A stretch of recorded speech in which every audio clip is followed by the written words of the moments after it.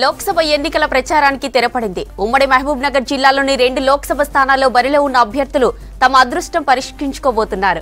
మహబూబ్ నగర్ లోక్సభ నియోజకవర్గంలో 31 మంది అభ్యర్థులు బరిలో ఉండగా నాగర్ కర్నూల్ పార్లమెంట్ సెగ్మెంట్కు 19 మంది అభ్యర్థులు పోటీలో ఉన్నారు. ప్రచారం ముగియడంతో ఎన్నికల అధికారులు పోలింగ్ ఏర్పాట్లతో నిమగ్నమయ్యారు. ఇదే అంశంపై మరింత సమాచారం బాలకృష్ణ అందిస్తారు. లోక్సభ ఎన్నికల ప్రచార పర్వం ముగియడంతో మహబూబ్నగర్ జిల్లాలో ఉన్నటువంటి 2 పార్లమెంటు నియోజకవర్గాల్లో ఉన్నటువంటి అభ్యర్థులంతా కూడా తమ అదృష్టాన్ని పరీక్షించుకోబోతున్నారు. 15 రోజుల పాటు నువ్వానైనట్టుగా సాగినటువంటి ప్రచార పర్వంలో ప్రచారాన్ని ఉరుతలుగించారు. ముఖ్యంగా మోగినటువంటి ప్రచార పర్వం అంతా కూడా మూగబోయిందని చెప్పవచ్చు. సో ఇవాళ నుంచి ఇంకా కేవలం ఎన్నికల నిర్వహణ సంబంధించినటువంటి ఏర్పాట్లో ఎన్నికల అధికారులంతా కూడా బిజీ అయిపోయారు.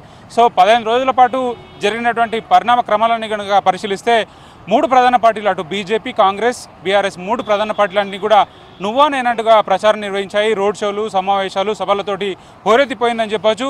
ప్రధానమంత్రి నరేంద్ర మోడీ 2 పార్లమెంటు సెగ్మెంట్లో పర్యటించారు. అటు మహబూబ్నగర్ సంబంధించి మహబూబ్నగర్ లోక్సభ స్థానంలో నారాయణపేట అసెంబ్లీ స్థానంలో నారాయణపేట కేంద్రంగా జరిగినటువంటి సభలో పాల్గొన్నారు. దీంతోపాటు నాగర్ కర్నూల్ పార్లమెంటు పరిధిలో నాగర్ కర్నూల్ హెడ్ క్వార్టర్లో సభలో ప్రధానమంత్రి నరేంద్ర మోడీ ప్రచారం నిర్వహించారు. దీంతోపాటు బీజేపీ అగ్రనాయకులంతా కూడా ప్రచారంలో పాల్గొన్నారు. హోంమంత్రి అమిత్ షా వనపర్తిలో జరిగినటువంటి సభలో పాల్గొన్నారు.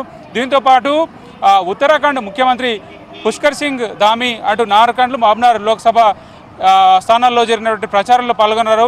దీంతోపాటు భూపేంద్ర పటేల్ ఎవరైతే గుజరాత్ ముఖ్యమంత్రిగా ఉన్నారో నాగర్కర్నూల్కి సంబంధించినటువంటి భరత్ ప్రసాద్ ఎంపీ అభ్యర్థి భరత్ ప్రసాద్ నామినేషన్ కార్యక్రమంలో పాల్గొన్న తర్వాత రోడ్ షోలో పాల్గొన్నారు. మిగతా తమిళనాడు సంబంధించినటువంటి ఇన్ఛార్జు అన్నమలై అట్లాగే పుష్కర్ సింగ్ ధామీ మిగతా ముఖ్య నాయకులంతా కూడా బీజేపీ ప్రచారాన్ని హోరెత్తిచ్చారు. వాళ్ళంతా కూడా వరుసగా రోడ్ షోలో పాల్గొన్నారు. అటు బీజేపీ అభ్యర్థి మహబూబ్నగర్ బీజేపీ అభ్యర్థి డీకే అరుణకు మద్దతుగా మహారాష్ట్ర ఎంపీ మహారాష్ట్ర బీజేపీ అభ్యర్థి నవనీత్ కౌర్ సినీ నటి నవనీత్ కౌర్ ప్రచారంలో పాల్గొన్నారు. సో బీజేపీ తరఫున ప్రచారాన్ని ఉరుతొలగించారని చెప్పవచ్చు. ఇటు కాంగ్రెస్ పార్టీకి సంబంధించి పరిశీలిస్తే కాంగ్రెస్ పార్టీకి ప్రచార పర్వానంతా కూడా తన భుజస్కంధాలపై మోస్తూ సీఎం రేవంత్ రెడ్డి మహబూబ్నగర్ అట్లాగే నాగర్కర్నూల్ 2 పార్లమెంటు సెగ్మెంట్లో కూడా ప్రచారాన్ని ఉరుతొలగించారు. ప్రతి అసెంబ్లీ సెగ్మెంట్లో మహబూబ్నగర్ జిల్లాలో ఉన్నటువంటి 14 అసెంబ్లీ సెగ్మెంట్లో ప్రతి అసెంబ్లీ సెగ్మెంట్లో రోడ్ షోలు, కార్నర్ మీటింగ్లో సీఎం రేవంత్ రెడ్డి పాల్గొన్నారు. దీంతోపాటు రాహుల్ గాంధీ ఎర్రవల్లి వేదికగా అలంపూర్ కాన్స్టిట్యున్సీలో జరిగినటువంటి సభలో రాహుల్ గాంధీ పాల్గొన్నారు. మిగతా ప్రచార పర్వనంతా కూడా సీఎం రేవంత్ రెడ్డి తన భుజస్కంధాలపై మోస్తూ కూడా ప్రచారాన్ని నిర్వహించారు. ముఖ్యంగా తన సొంత కాన్స్టిట్యున్సీ అయినటువంటి కొడంగల్లో వరుసగా 3 సార్లు ప్రచారం నిర్వహించారు, సభలు నిర్వహించారు, సమావేశాలు నిర్వహించు వర్గ అసైన్మెంట్ నిర్వహించారు. తన కాన్స్టిట్యున్సీలో ఎక్కువ స్థాయిలో లీడ్ తీసుకురావాలనేది రేవంత్ రెడ్డి ఉద్దేశంగా కనిపించింది.